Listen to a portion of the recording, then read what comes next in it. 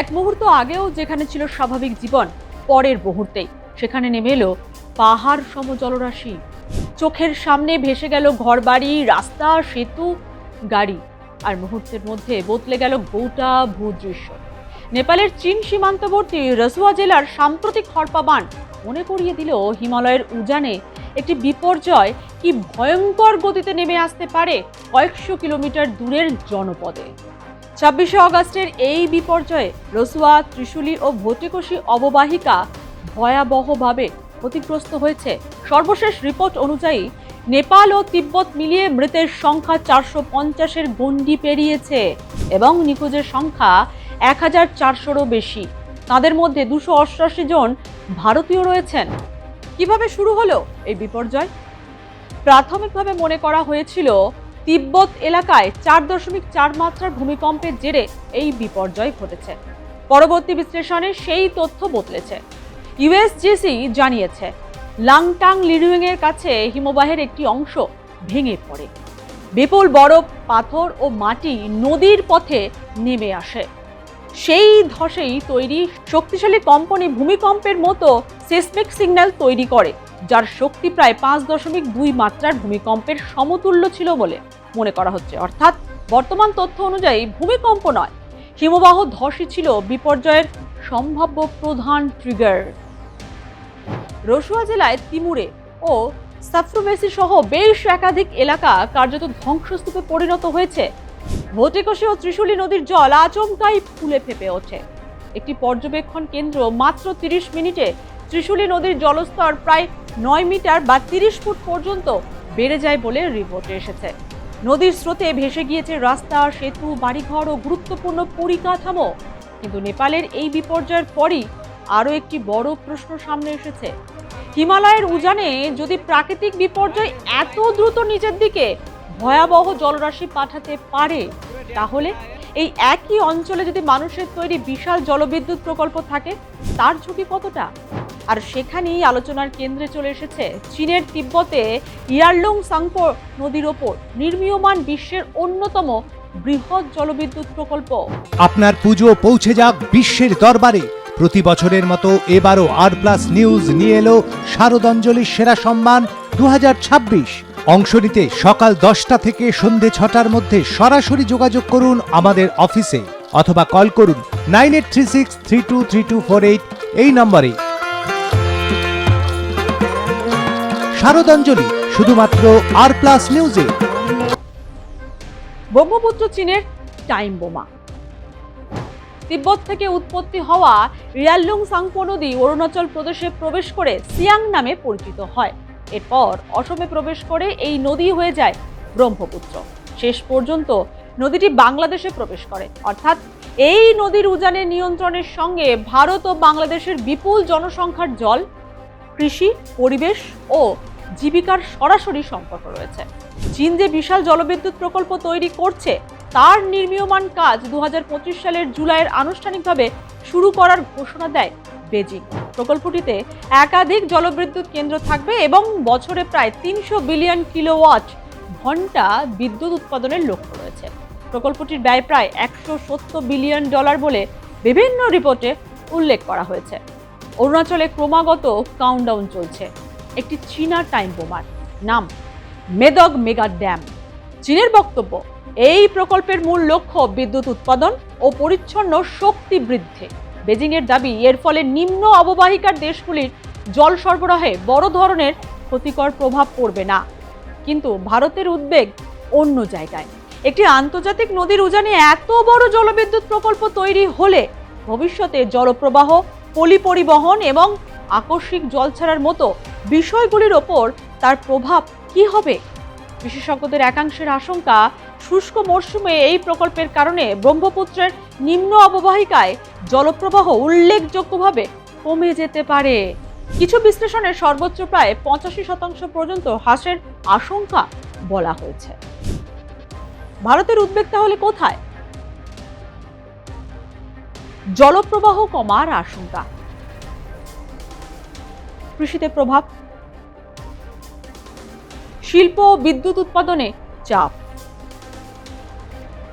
পলি পরিবহনে পরিবর্তন, নদীর প্রাকৃতিক পরিবেশ নষ্ট হওয়া। চীনের প্রকল্পের পাল্টা প্রস্তুতি ভারতের। বেজিংয়ের এই মেগা প্রকল্পকে ঘিরে নয়াদিল্লিও বসে নেই।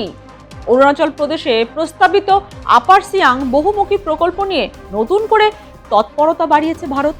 প্রকল্পটির লক্ষ্য শুধু জলবিদ্যুৎ উৎপাদন নয়, জল সংরক্ষণ এবং বন্যা নিয়ন্ত্রণের মতো বিষয়ের সঙ্গে যুক্ত। প্রকল্পটির ক্ষমতা নিয়ে বিভিন্ন সময়ে বিভিন্ন পরিসংখ্যান সামনে এসেছে। পুরনো সরকারি নথিতে আপার সিয়াং প্রকল্পের ক্ষমতা ৯,৭৫০ মেগাওয়াট হিসেবে উল্লেখ করা হয়েছিল। সাম্প্রতিক পরিকল্পনায় প্রায় ১১,০০০ মেগাওয়াটের প্রকল্প হিসাবেও এটি আলোচিত হয়েছে। এটি একটি সরাসরি ১১,০০০ মেগাওয়াটের নির্মীয়মান বাঁধ না বলে প্রস্তাবিত বৃহৎ জলবিদ্যুৎ ও জল সংরক্ষণ প্রকল্প হিসেবে উল্লেখ করা হয়েছে। পূর্ব ভারতের নির্ভরযোগ্য স্বাস্থ্য পরিষেবা, হাজার শয্যাযুক্ত হাসপাতালে আধুনিক চিকিৎসা। গৌরীদেবী হসপিটালস, আপনার সুস্থতা আমাদের কর্তব্য। চীনের প্রকল্পের সঙ্গে ভারতের প্রকল্পকে সরাসরি বাঁধ বনাম বাঁধ প্রতিযোগিতা হিসেবে দেখলেও বিষয়টি গভীরে রয়েছে জল নিরাপত্তা। কারণ ব্রহ্মপুত্র শুধু একটি নদী নয়, এটি অরুণাচল থেকে অসম, তারপর বাংলাদেশ পর্যন্ত কোটি কোটি মানুষের জীবন ও জীবিকার সঙ্গে যুক্ত। ভারতের চিন্তা, তিব্বতে অঘটন ঘটলে প্রভাব অরুণাচলেও পড়তে পারে। ভারত নেপালকে ইতিমধ্যেই ২ দফার ত্রাণ সামগ্রী পাঠিয়েছে।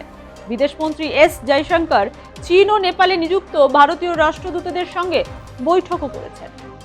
বিদেশ মন্ত্রকের মুখপাত্র রণধীর জয়সওয়ালের বক্তব্য, মূলত ত্রাণের কাজে সাহায্য, আটকে পড়া ভারতীয় তীর্থযাত্রী পর্যটকদের উদ্ধার নিয়ে বৈঠক হয়েছে। পূর্ব ভারতের বৃহত্তম শিক্ষা campus Gouri Devi institute of medical sciences and hospital. Visit করুন www.jims.in। তাহলে কি নেপালের বিপর্যয়ের জন্য চীন দায়ী? এখানেই সবচেয়ে গুরুত্বপূর্ণ প্রশ্ন। তথ্য অনুযায়ী নেপালের সাম্প্রতিক হরপাবানির জন্য চীনের নির্মীয়মান ব্রহ্মপুত্র বাঁধকে দায়ী করার কোনো প্রমাণ এখনো নেই। নেপালের বিপর্যয় ঘটেছে এমন একটি এলাকায় যেখানে হিমবাহ, তুষার, খাড়া পাহাড়ি ঢাল এবং নদীর সংকীর্ণ উপত্যকা, সব মিলিয়ে প্রাকৃতিক ঝুঁকি অত্যন্ত বেশি। ইউএসজিএস এর বিশ্লেষণ হিমবাহ ধস ও পরবর্তী বিভিন্ন ফ্লোকেই সম্ভাব্য মূল কারণ হিসেবে দেখছে। কিন্তু এখানেই শেষ নয়, কারণ নেপালের ঘটনা অন্য একটি বাস্তবতার সামনে এনেছে। উজানের কয়েক ঘন্টার একটি ঘটনা কিভাবে নিম্নাঞ্চলে কয়েক হাজার মানুষের জীবন, পরিকাঠামোকে বিপন্ন করে দিতে পারে। আর সেই কারণেই ইয়ারলুং সাংপো প্রকল্প নিয়ে ভারতের উদ্বেগকে শুধু জল কমে যাবে এই একটি আশঙ্কায় সীমাবদ্ধ রাখা যায় না। বিষয়টি জল নিরাপত্তা, পরিবেশ, ভূতাত্ত্বিক ঝুঁকি এবং কৌশলগত নিরাপত্তার সঙ্গে জড়িত। নেপালের বিপর্যয়ের পরেও আশঙ্কা পুরোপুরি কাটেনি। চীন ও নেপাল দুই দেশই নতুন করে তৈরি হওয়া জলাধার নিয়ে সতর্ক করেছে। চীনের পক্ষ থেকে জানানো হয়েছে, তিব্বত অঞ্চলে একটি হিমবাহ সৃষ্ট হ্রদে দ্রুত জল জমেছে এবং আগামী কয়েক দিনে সেখানে আরও জল ঢোকার সম্ভাবনা রয়েছে। হ্রদের বাঁধ ভেঙে গেলে নতুন করে বন্যা পরিস্থিতি তৈরি হতে পারে। নেপালও ভোটেকশি, ত্রিশুলি সহ নদীগুলির তীরবর্তী মানুষকে সতর্ক করেছে। চীন ও নেপালের সম্পর্ক ঘিরে রাজনৈতিক বিতর্ক থাকতেই পারে। নেপালের বিপর্যয়ের পর চীনের দিকে আঙুল উঠেছে, আবার বেজিং সেই অভিযোগ অস্বীকারও করেছে। কিন্তু একটি প্রাকৃতিক দুর্যোগের বৈজ্ঞানিক কারণ আর একটি বৃহৎ বাঁধ প্রকল্পের দীর্ঘমেয়াদী সম্ভাব্য ঝুঁকি, দুটিকে এক করে দেখা ঠিক হবে না। বরং নেপালের এই বিপর্যয় আরও একটি বড় প্রশ্ন তুলে দিয়েছে। হিমালয়ের উজানে যখন প্রকৃতি এবং মানুষের তৈরি বিশাল পরিকাঠামো পাশাপাশি অবস্থান করছে, তখন সীমান্ত পেরিয়ে আসা জলরাশি নিরাপত্তা নিশ্চিত করবে কে? একদিকে গলছে হিমবাহ, বদলে যাচ্ছে পাহাড়ের ভূপ্রকৃতি, অন্যদিকে তৈরি হচ্ছে বিশ্বের বৃহত্তম জলবিদ্যুৎ প্রকল্পগুলির মাঝখানে রয়েছে ভারত ও বাংলাদেশ, যাদের কোটি কোটি মানুষের জীবন নির্ভর করছে সেই নদীর ওপর। নেপালের বিপর্যয় কি শুধুই প্রাকৃতিক দুর্যোগ, নাকি এর পিছনে আরো কোনো বড় আশঙ্কা? চীনের টাইম বোমা নিয়ে আপনার কি মত জানান কমেন্ট বক্সে।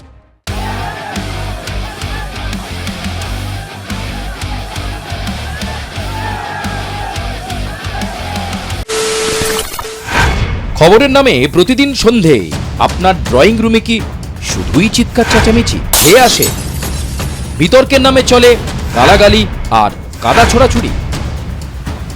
এবার সময় পরিবর্তনের,